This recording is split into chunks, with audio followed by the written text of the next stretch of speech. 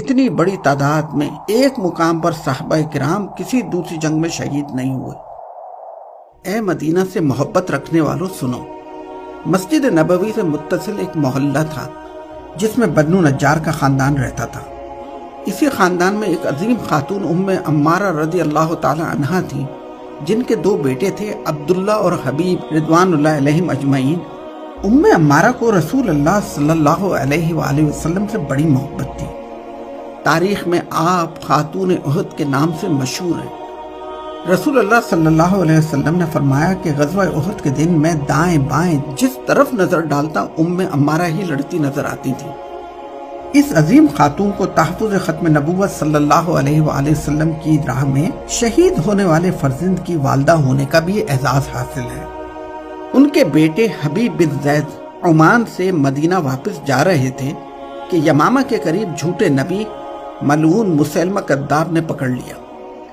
مسیلمہ کذاب گرفتار حبیب بن زید کے جسم کا ایک ایک حصہ کاٹتا جاتا، کہے لگاتا اور پوچھتا جاتا تھا کہ کیا اب تصدیق کرتے ہو کہ مسیلمہ اللہ کا رسول ہے؟ آپ رضی اللہ تعالیٰ عنہ کا ایک ہی جواب ہوتا تھا کہ محمد صلی اللہ علیہ وسلم اللہ کے آخری رسول ہیں۔ اسی تشدد کے دوران حبیب بن زید کی شہادت ہو گئی۔ آپ قیامت تک ختم نبوت صلی اللہ علیہ وسلم کی راہ میں قربانیاں دینے والوں کے لیے مثال بن گئے۔ ام عمارہ نے اپنے بیٹی کی شہادت کا سنا تو اللہ کا شکر ادا کیا۔ ام عمارہ کا اللہ کے نبی سے محبت کا قصہ یہاں ختم نہیں ہوتا۔ عہد صدیقی میں خالد بن ولید کے لشکر میں اپنے دوسرے بیٹے عبداللہ کے ساتھ شامل ہو کر یمامہ پہنچی، جہاں اسی جھوٹے نبی مسیلمہ کذاب کے ساتھ خون ریز جنگیں ہوئیں، جنہیں مارکہ یمامہ کہا جاتا ہے۔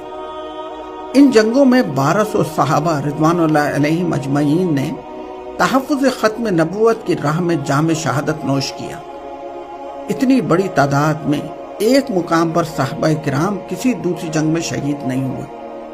سعودی عرب کے دارالخلافہ ریاض سے 40 کلومیٹر کے فاصلے پر الجبیلہ میں ایک قبرستان ہے، جہاں ختم نبوت صلی اللہ علیہ وسلم کے تحفظ کے لیے شہید ہونے والے یہ جاں نثار دفن ہیں۔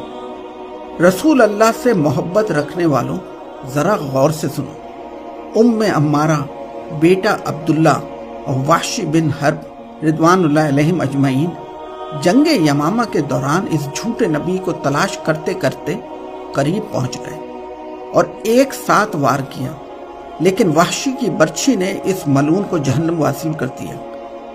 ام عمارہ اس جھوٹے نبی کی موت پر سجدہ شکر بجا لائیں۔